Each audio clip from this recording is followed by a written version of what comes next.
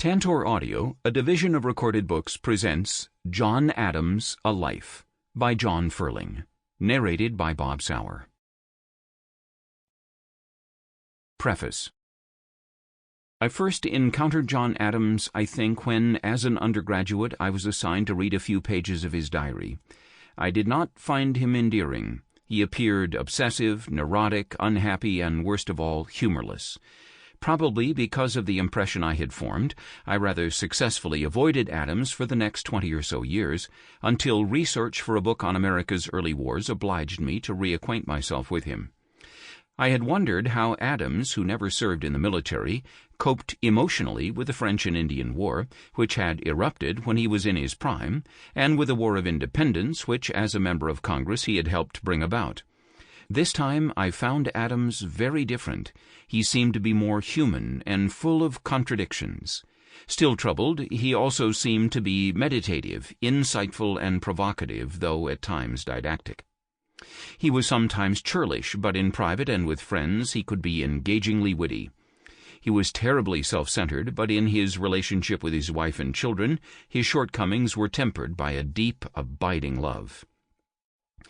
The research on early American warfare also led me to George Washington, who, like Adams, was a terribly complex individual. A biography of Washington followed, but throughout my work on him, I knew that someday I would come back to Adams. There were simply too many questions to be answered, questions about his public conduct and his private life. I confess that at the outset of my work on Washington and Adams, I was intrigued with each man, but liked neither. My feelings changed as each work progressed. Toward Washington, I felt profound admiration blossom. Toward Adams, I felt esteem and affinity burgeon, although those feelings were tempered by repugnance for the way he often treated his family. It was my good fortune to come to know both men, especially Adams, the less Olympian of the two, a man of more common attributes who struggled mightily for every achievement, and whose integrity and unyielding commitment to principle are often unknown virtues today. Introduction.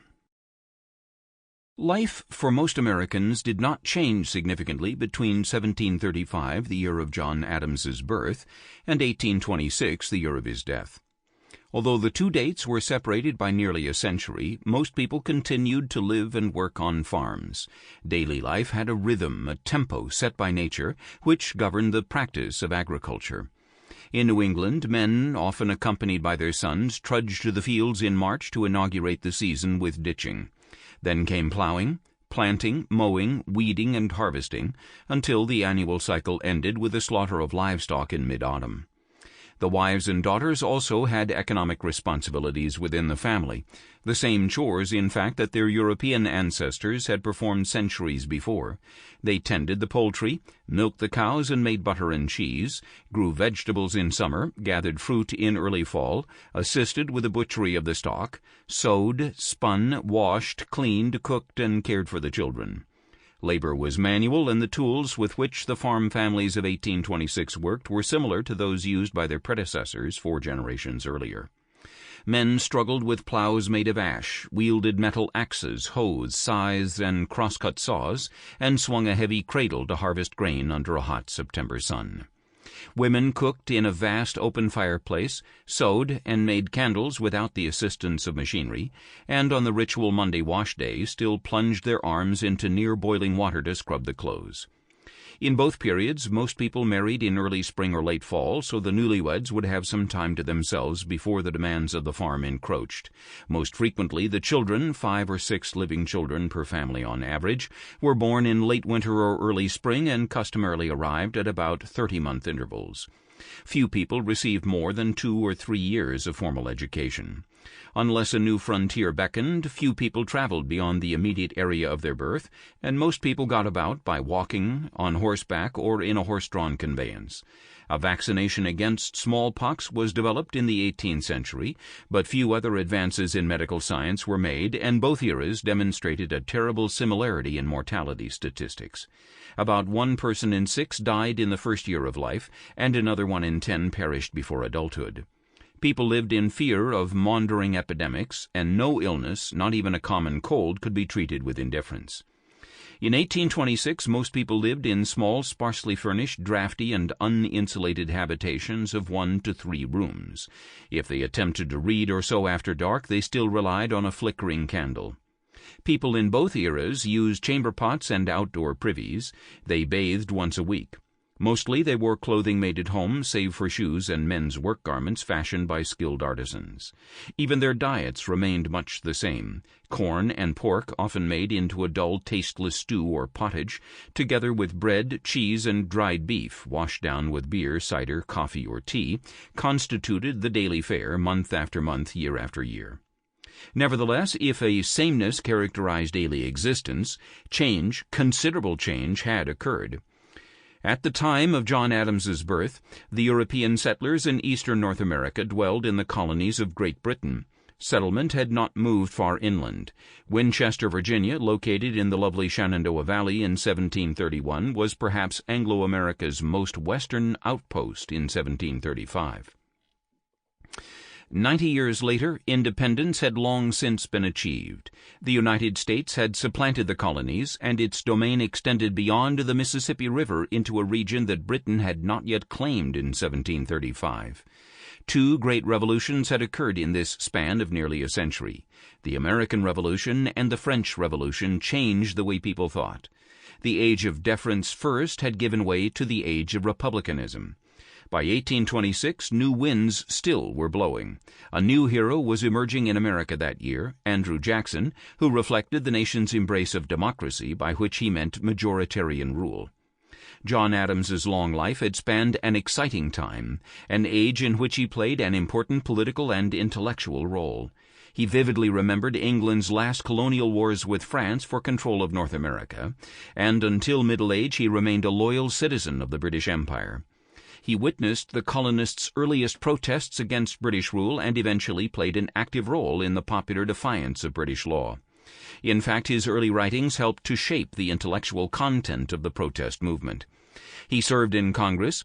Indeed, no one played a greater role in making American independence a reality. He spent nearly a decade abroad as an American envoy, during which time he played a vital role in negotiating the treaty that brought peace following the long War of Independence. Later, he held the highest office in the land under the newly ratified Constitution of 1787, and as president he courageously chose to pursue a course he thought best for the nation, though it was fraught with personal political dangers. Yet, despite his accomplishments, John Adams continues to be one of the least understood of the Founding Fathers. According to conventional wisdom, the contributions that he made to his age are less significant than those of the other great leaders of revolutionary America: George Washington, Benjamin Franklin, Thomas Jefferson, and perhaps even Samuel Adams and Alexander Hamilton. To some he has even been a comic figure, a man full of puff and pomposity, a vain, posturing sort who took on a ridiculous cast when he sought to play a role for which he was ill-suited.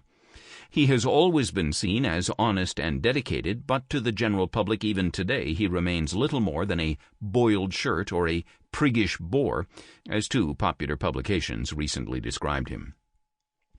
3 major biographers have coped with Adams in this century.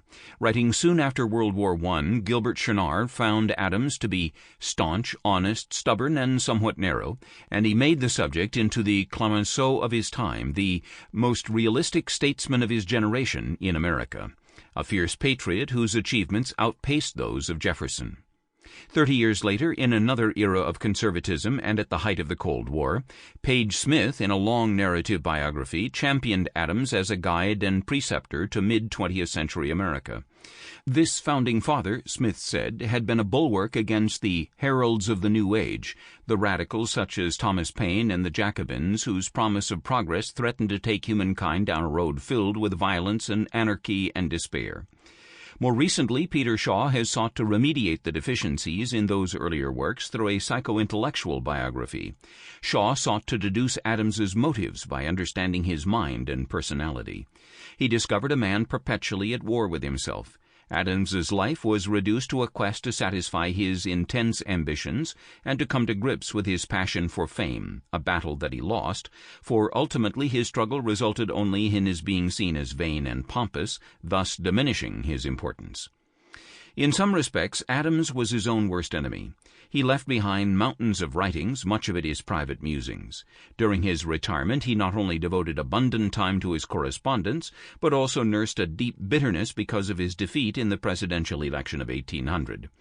He sent out letter after captious letter, railing at those who had betrayed him and seeking to comprehend and explain other men's success and his failure.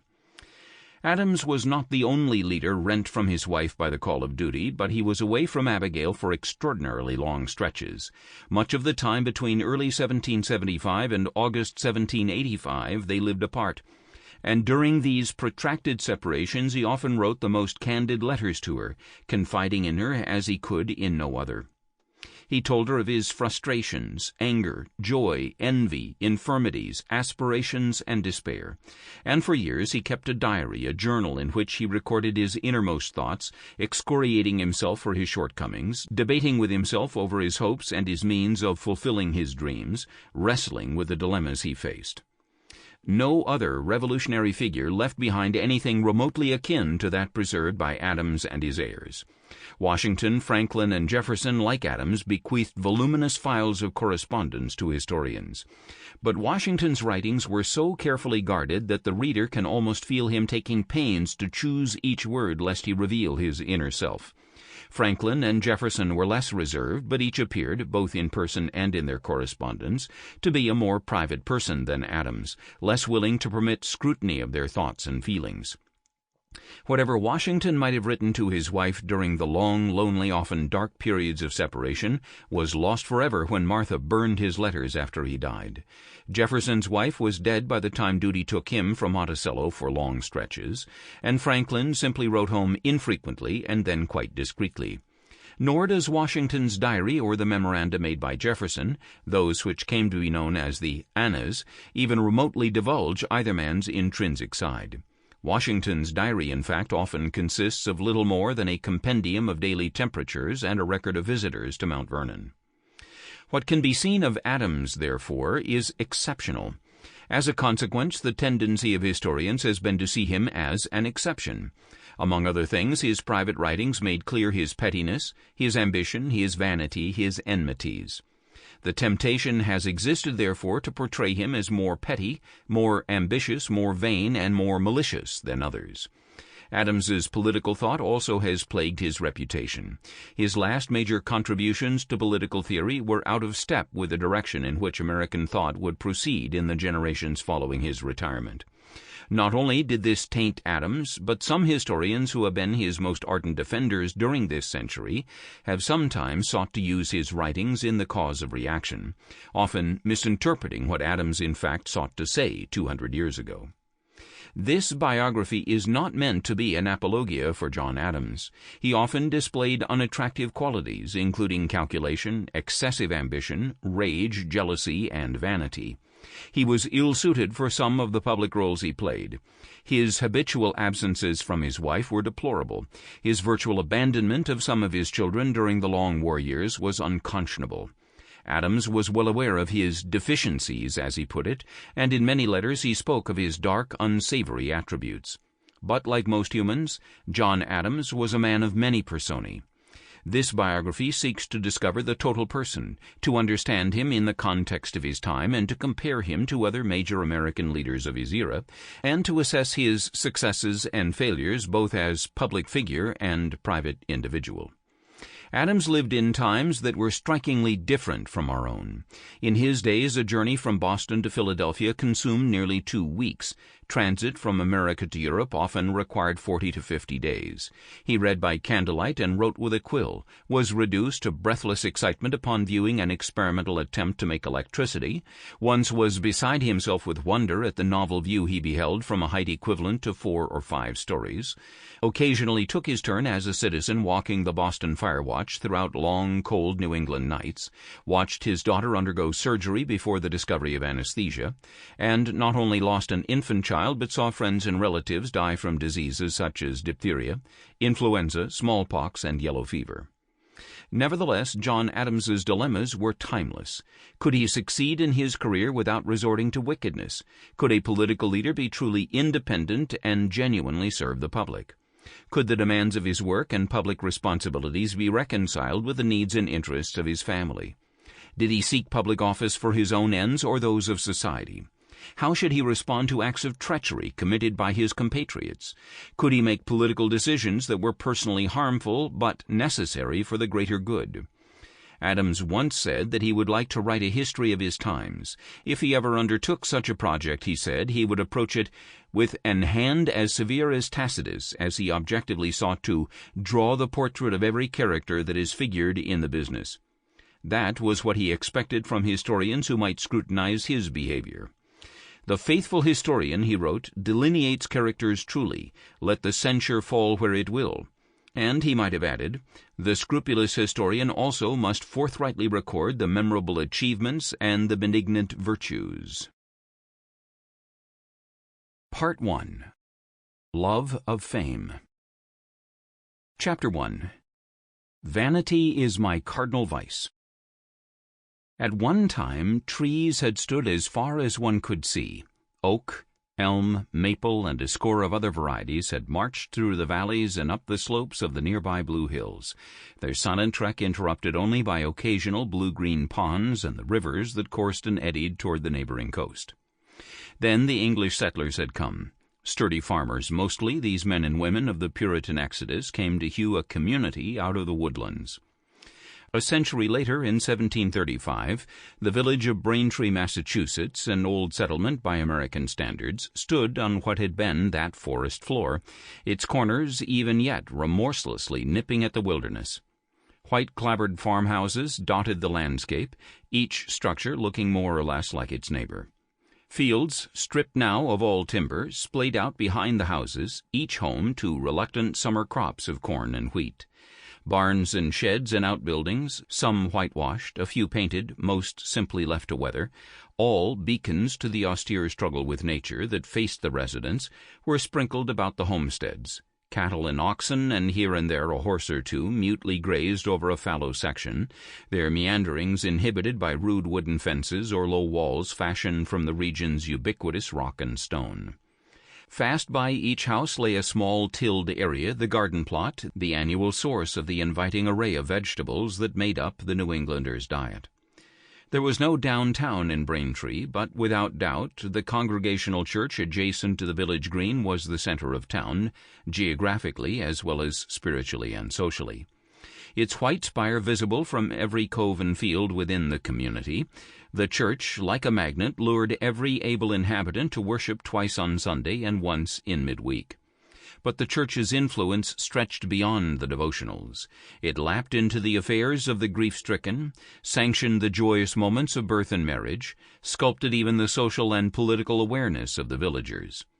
The power of the church was but one manifestation of the pre-modern, almost medieval aspect of life in early 18th century America. This still was a time when New Englanders thought in terms of a stratified society. In Braintree or any other hamlet, ordinary folk stepped aside when the elite walked past, heralding their social betters with a doff of a hat. Church pews as well as slaves were purchased as advertisements of their owner's rank. Even though most adult white males met the sex and property qualifications for voting, the most distinguished men habitually were chosen to hold office. Women were second-class citizens, disenfranchised, not permitted to be assertive in public, facing little choice in life but the demanding regimen of unremitting daily toil and the apparently ceaseless bearing of children. Most of Braintree's residents were farmers, but some did not farm at all, or at best were part-time husbandmen. Some were professional people, others ran taverns, and still others, the propertyless, picked away at odd jobs. Second to yeomen, though, were skilled artisans, craftsmen who supplied the town's needs and who prospered as the cultivators flourished. Even in a small village such as this, carpenters and blacksmiths were essential. There was a need, too, for a miller and a tailor, and a gunsmith, a tanner, a cooper, and a seamstress also could find enough business to make a living. So could a cordwainer or shoemaker. Deacon John Adams was both a farmer and a cordwainer. From mid-March to autumn, his little farm of about 50 acres occupied his attention as he battled both the indifferent soil of New England and the vicissitudes of its weather to grow wheat and corn, oats and barley. When the lowering fall sky signaled an end to the growing season, he turned to making shoes, working at a low bench in a tiny room off the kitchen.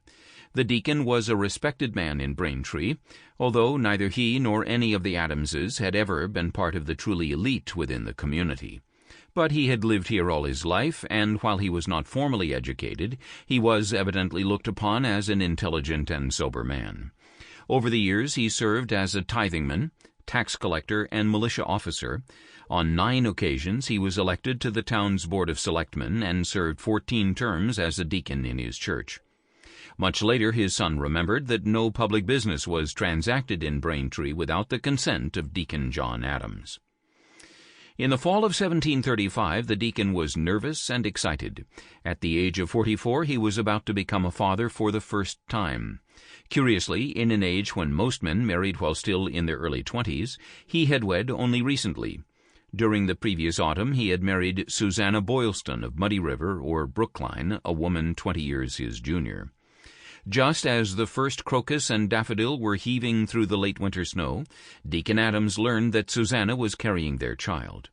Both continued their routines through the spring and summer, though anticipation, excitement, and an unspoken apprehension were their daily companions. Finally, fall arrived. Abruptly, the morning air again became crisp and nippy, and it was late in the forenoon when the autumn fog burned away to unmask the gaudy red and yellow hills around Braintree. For the Adamses, expectancy had turned to suspense, and then to anxiety by the time the moment arrived.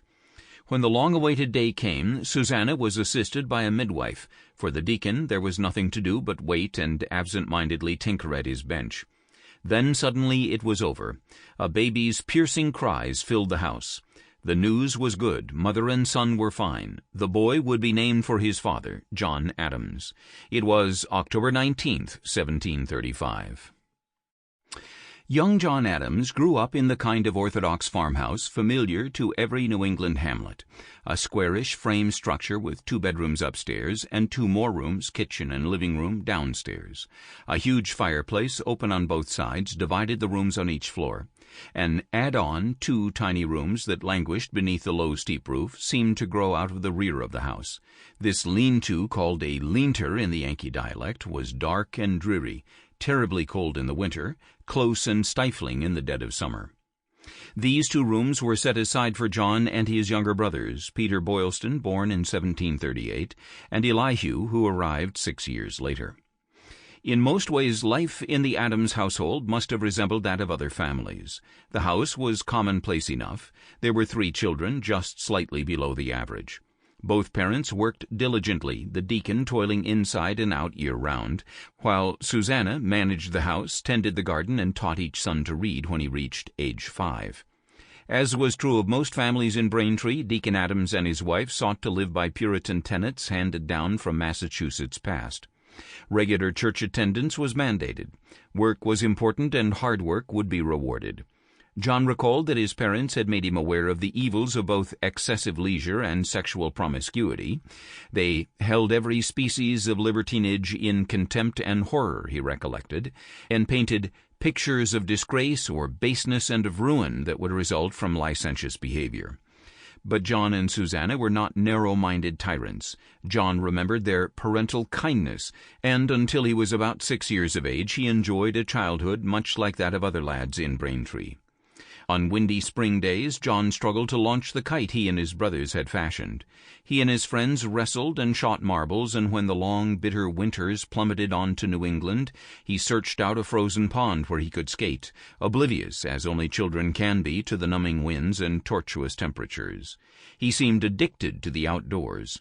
More than anything else, John liked to hunt and fish and swim. He patrolled the region around Braintree until he was familiar with every eddy and hill. He often trekked through waist-high brush, hoping to scare out a rabbit, or he plunged deep into the woods, hiding in an alcove near an abundance of oaks, waiting silently for a squirrel to appear, straining to hear a rasping bark or the muted scratching of a forager. On murky, chilly days in late autumn he liked nothing better than crouching in tall marsh grass to await a flock of migrating ducks or geese. 3 creeks sluiced through Braintree, and John knew each intimately. He fished from the banks of these streams, and on lazy summer afternoons he and his companions swam in their placid waters. Each family is unique, however. Young John was raised in a household presided over by two strong-willed parents. Once he grew old enough to notice such things, he concluded that his parents bickered to an unusual degree. Reason prevailed in the homes of most of his friends, he thought, but passion ruled within the Adams family. He thought his mother usually won the battles, too. She frets, squibs, scolds, rages, raves, until she has her way, he wrote. But his father was a strong, intrusive presence as well, just as John would be with his own sons. John later spoke of being overawed by the deacon. Perhaps what he meant was that his father, well known and esteemed within Braintree, made it clear early on that he expected even greater accomplishments of his son. In 18th-century farm villages, children were prized, among other reasons, for the additional labor they provided. Beginning with their 9th or 10th birthday, youngsters were expected to assist their parents. Young girls began to cook and sew, to spin and weave, to tend the garden and care for the younger children. The little boys went into the fields with their fathers, performing light tasks at first. Then, after 2 or 3 years, they too were engaged fully in farm work. That was the fate of the younger Adams boys, Peter Boylston and Elihu. Deacon Adams had nothing like this in mind for John, however. Even before their marriage, he and Susanna had decided that their first son would receive a good education. There was to be formal instruction capped by schooling at Harvard College. John's grandparents had followed that course, though it was his uncle, not his father, who had attended college. Young John's formal education began when he was about 6 years old. First, he attended a dame school, an academy for boys and girls, conducted in the teacher's house. The students spent hour upon hour reading and reciting the admonitions and platitudes of the New England Primer, a handy little combination hornbook, primer, and catechism. "He who ne'er learns his ABC forever will a blockhead be," the text warned, and it advised that, "in Adam's fall we sinned all." It was not long before John was transferred to Braintree's Latin School, a more demanding institution conducted by Joseph Cleverly, a young man in his late 20s who had graduated from Harvard College 8 or 9 years before. Students who enrolled in a Latin academy instead of in the more traditional common or public school were earmarked for a lengthy spate of instruction, up to a dozen years, presumably culminating in a college education. The Latin school experience normally lasted 6 to 8 years, or until both the Latin master and college officials deemed the student adequately prepared for a higher education. Classes usually were conducted in the master's chambers, and these sessions often consisted of a stiflingly redundant pattern of reading and reciting. Latin, of course, was at the heart of the curricula. The young scholars gradually moved from a study of the rules of grammar to an examination of a Latin textbook, then to a consideration of the classics, beginning with Cicero. Greek was a part of the curricula too, a strange language with a dissimilar alphabet, syntax, and system of grammar. Ultimately, students were expected to competently translate it into both Latin and English. Although rhetoric and logic were thought of as part of the classical curricula, they received less attention. The study of rhetoric was designed to teach the pupil to write and speak with elegance, while logic was thought to provide an understanding of rational thought. Both were cardinal assets for clergymen and lawyers, the professions that most of these students were expected to choose. Arithmetic was about the only other subject a Latin student encountered in any depth, though he might also receive the very slightest exposure to higher mathematics, navigation, geography, and astronomy. Adams's account of his youth differs from the formulaic success story so popular in American history. In his account, he was not driven to succeed. Indeed, he resisted doing what was necessary to elevate himself. Success came only because of the wisdom of his father, who ultimately insisted that he complete his education. In fact, little is known of young John's early education. In his autobiography, written 60 years later, he devoted only 2 brief paragraphs to this part of his schooling. Clearly, however, he did not remember fondly his first experiences in school. He depicted himself as a poor student. He was truant repeatedly, often sneaking away in mid-morning to hunt or fish. He spent many hours shivering in the damp cold while awaiting a deer or watching carefully for approaching geese. "But I cared not," he wrote later, "if I could but get away from school." When he was in school, he daydreamed. It could not be helped, he said. Classes were boring. His schoolmaster was rancorous and hateful, and the atmosphere was cheerless. Adams remembered that his yearning to quit school produced years of contention with his father. Once, he recalled, he told his father that he had no desire to complete his education, to go on to college. Sample complete. Ready to continue?